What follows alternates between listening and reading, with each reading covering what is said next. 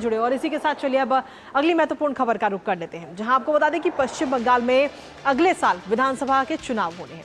और ऐसे में निर्वाचन आयोग बिहार की तरह ही मतदाता सूची का विशेष गहन पुनरीक्षण करवाने की योजना पश्चिम बंगाल में भी बना रहा है। इससे पहले निर्वाचन आयोग ने पश्चिम बंगाल सरकार को पत्र लिखकर राज्य में मुख्य निर्वाचन अधिकारी कार्यालय को स्वतंत्र बॉडी घोषित करने की मांग की है। इस पत्र के जरिए अभी फिलहाल की अगर हम बात करें तो पश्चिम बंगाल का सीईओ कार्यालय राज्य सरकार के गृह मंत्रालय के अंतर्गत आता है और उसके अंतर्गत काम करता है और इस व्यवस्था के तहत ये गृह विभाग पर निर्भर रहता है। चुनाव आयोग अगले साल होने वाले चुनाव से पहले ही ये सुनिश्चित करना चाहता है कि सीईओ का जो कार्यालय है वो राज्य सरकार पर निर्भर ना रहे और इसके लिए अलग से बने विभाग के पास समर्पित बजट की भी बात इस पत्र के जरिए कही गई,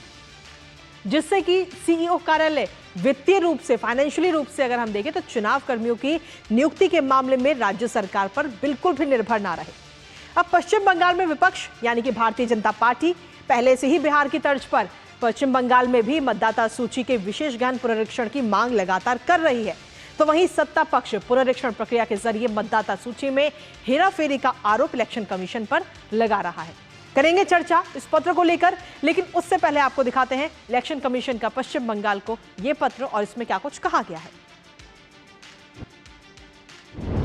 तो इलेक्शन कमीशन की तरफ से पश्चिम बंगाल सरकार को यह पत्र इस वक्त लिखा गया है, जिसमें बंगाल के मुख्य सचिव को इलेक्शन कमीशन सचिवालय का ये पत्र इस वक्त सामने है। पश्चिम बंगाल में अलग चुनाव विभाग बनाया जाए, जो कि अभी अगर हम देखें तो राज्य सरकार के अंतर्गत आता है, राज्य सरकार के अंडर में ये काम करता है, लेकिन उसे अलग बनाने की मांग इस वक्त की जा रही है। उसे एक स्वतंत्र बॉडी बनाने की बात की जा रही है, राज्य सरकार के किसी अन्य विभाग से वो स्वतंत्र हो जाए,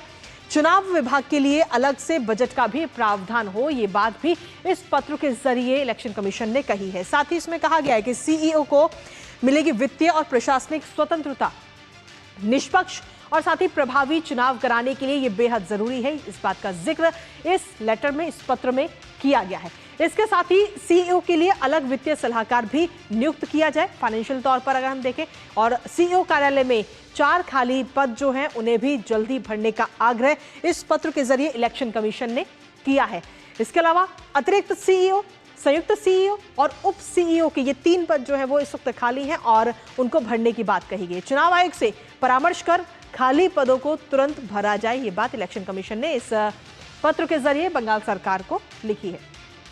लेकिन बंगाल में सीईओ कार्यालय की मौजूदा स्थिति क्या है, एक बार उस पर भी नजर डाल लेते हैं, जहां आपको बता दें कि गृह और पर्वतीय मामलों के विभाग के तहत ही ये इस वक्त अभी काम कर रहा है। प्रमुख सचिव स्तर के अधिकारी के अधीन ये विभाग है पूरा, जिसे अलग करने की बात की जा रही है। खुद सीईओ का दर्जा अतिरिक्त मुख्य सचिव के बराबर है, सीमित वित्तीय अधिकार के साथ ये काम करता है और इसको स्वतंत्र करने की बात की जा रही है कि इसकी अलग से बॉडी बनाई जाए। वित्त विभाग से एक छोटी सी स्थायी राशि पर ही इस वक्त ये पूरा जो विभाग है वो निर्भर है, पूरी वित्तीय और प्रशासनिक स्वतंत्रता भी इसके पास में नहीं है। और साथ ही आपको यह भी बता दें कि जनप्रतिनिधित्व अधिनियम 1950 के तहत सीईओ को विशेष अधिकार मिला हुआ है, पूरे देश में जो अलग अलग राज्य में सीईओ हैं। साथ ही चुनाव संबंधी सभी कार्यों की देखरेख करने का अधिकार उसके पास में है। चुनाव आयोग की निगरानी और दिशा निर्देशन में ही ये काम करता है, लेकिन अभी फिलहाल अगर हम देखें तो ये राज्य सरकार के अंतर्गत आता है और पश्चिम बंगाल सरकार से पत्र लिखकर इसी को अलग और स्वतंत्र बॉडी बनाने की बात कही गई है। और इस पत्र के सामने आने के बाद ही सियासी घमासान इस वक्त शुरू हो चुका है, क्योंकि सीधे तौर पर हम देखें तो भारतीय जनता पार्टी ने चुनाव आयोग के इस कदम का स्वागत किया है और कहा है कि राज्य में चुनाव आयोग स्वतंत्र तरीके से काम करेगा अगर इस बात को मान लिया जाता है। साथ ही आपको बता दें कि सत्ता पक्ष का चुनाव आयोग पर पक्षपात करने का भी आरोप इस वक्त है, जो वहां पर सत्ता पक्ष है वो इस वक्त तमाम आरोप लगा रही है और कहा जा रहा है कि मतदाता सूची में हेरफेर किया जा सकता है। हेरफेर करने का ये आरोप इस वक्त इलेक्शन कमीशन पर भी लगाया जा रहा है। हमारे साथ हमारे सहयोगी प्रसन्नजीत बख्शी इस वक्त जुड़ रहे हैं, सीधा उन्हीं का रुख करेंगे।